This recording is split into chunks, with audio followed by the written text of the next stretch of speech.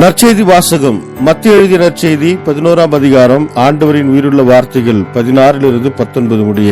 இத்தலைமுறையினரை யாருக்கு ஒப்பிடுவேன்?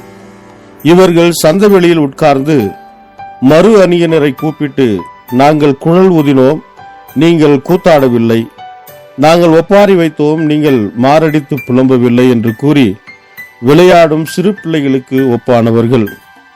எப்படியெனில், யோவான் வந்தபோது அவர் உண்ணவும் இல்லை, குடிக்கவும் இல்லை. அவர்களோ அவன் பேய் பிடித்தவன் என்கிறார்கள். மானிட மகன் வந்துள்ளார், அவர் உண்கிறார், குடிக்கிறார். இவர்களோ இம்மனிதன் பெரும் தீனிக்காரன், குடிகாரன், வரி தண்டுபவர்களுக்கும் பாவிகளுக்கும் நண்பன் என்கிறார்கள். எனினும் ஞானம் மெய்யானது என்பதற்கு அதை ஏற்றுக்கொண்டோரின் செயல்களே சான்று. இது வாழ்வு தரும் கிறிஸ்துவின் நற்செய்தி. கிறிஸ்துவே உமக்கு புகழ். ಮತ್ತಾಯ ಅಧ್ಯಾಯ 11 ವಚನ 16-19 ಈ ಕಾಲದ ಜನರನ್ನು ಕುರಿತು ನಾನು ಏನು ಹೇಳಲಿ? ಅವರು ಯಾವ ರೀತಿ ಇದ್ದಾರೆ? ಈ ಕಾಲದ ಜನರು ಮಾರುಕಟ್ಟೆಯಲ್ಲಿ ಕುಳಿತುಕೊಂಡಿರುವ ಮಕ್ಕಳಂತಿದ್ದಾರೆ.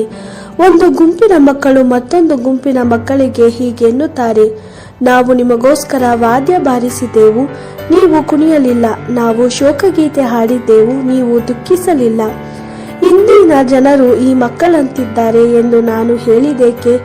ಏಕೆಂದರೆ ಯೋಹಾನನು ಬಂದನು, ಆದರೆ ಅವನು ಬೇರೆ ಜನರಂತೆ ಊಟ ಮಾಡಲಿಲ್ಲ, ದ್ರಾಕ್ಷಾರಸವನ್ನು ಕುಡಿಯಲಿಲ್ಲ, ಆದರೆ ಜನರು ಅವನಿಗೆ ದೆವ್ವ ಹಿಡಿದಿದೆ ಎಂದು ಹೇಳುತ್ತಾರೆ. ಮನುಷ್ಯಕುಮಾರನು ಬಂದನು, ಆತನು ಬೇರೆ ಜನರಂತೆ ಊಟ ಮಾಡುತ್ತಾನೆ, ದ್ರಾಕ್ಷಾರಸವನ್ನು ಕುಡಿಯುತ್ತಾನೆ, ಆದರೆ ಜನರು, ನೋಡಿರಿ, ಅವನು ಹೊಟ್ಟೆ ಬಾಕ, ಅವನು ಕುಡುಕ, ಸುಂಕ ವಸೂಲಿಗಾರರು ಮತ್ತು ಕೆಟ್ಟ ಜನರು ಅವನ ಸ್ನೇಹಿತರಾಗಿದ್ದಾರೆ ಎಂದು ಹೇಳುತ್ತಾರೆ.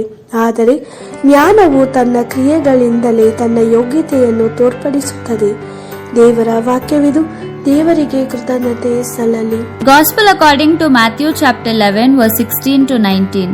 Now, to what can I compare the people of today?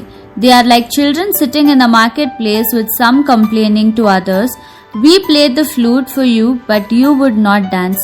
We sang funeral songs, but you would not cry. The same way John came fasting, and people said, he is possessed. Then the Son of Man came, he ate and drank, and people said, look at this man, a glutton, a drunkard, a friend of publicans and sinners. Yet the wisdom of God has been proved right by her deeds. The Gospel of the Lord. Praise to you, Lord Jesus Christ.